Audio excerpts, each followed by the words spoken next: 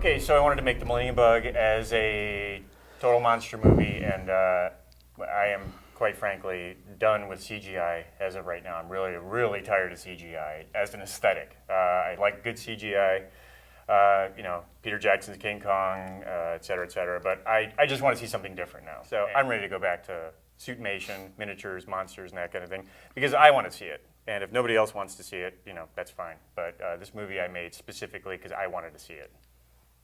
Well, we made specifically because I wanted to see it. See, I helped Ken make this movie. Yeah, Jim helped me make my movie. Well, it's interesting. The development process for this movie took several years, and I think early on we had a script that we liked the bare bones of, but we knew we couldn't shoot. So with some of the ideas from the group, Ken was able to go and rewrite the script and really create a movie that we could shoot, that was possible, that kept all the elements that we really wanted. I met Ken Cran, the director of Millennium Bug, at San Diego State. We both worked at the PBS station doing pledge drives.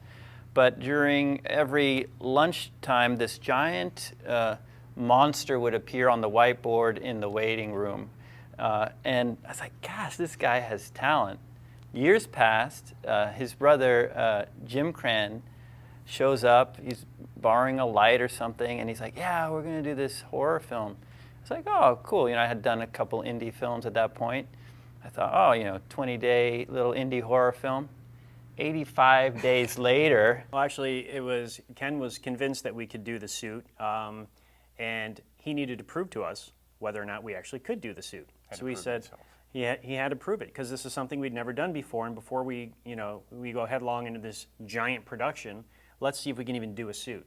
The thing that I love about this movie and what kind of drew me to it in the beginning was the fact that it really is an old school monster movie. There's no computers, and as much as computers are great, you know, they can show a lot of amazing things, but when it comes to monsters and puppeteering and all that old school, you know, like old Jim Henson movies, and one of my favorite movies is Alien of all time. Love it, and I love that the whole thing is a guy in a suit. It's awesome. And Predator, whole guys in a suit, and I miss that. You know, it's a dying art. It was a summer. Yeah, it was done over a summer In his living room. in my apartment living room, smelling like god awful chemicals. And you know, at that time I had a roommate, so she was like, "What in God's name are you doing? What is that Yeah, smell?" my brother-in-law gave us a mannequin, and Ken used that, mounted it on some wood, and then started the process of building it.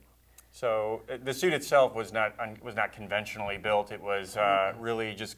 It was a sculptural process. It was glued, and you know, foam was cut, and it was everything was glued around the mannequin, with the idea that if it worked, then it could be cut off the mannequin and transformed into a suit that you would pull on.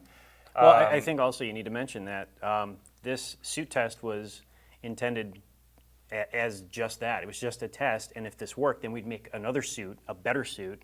Oh, that's right.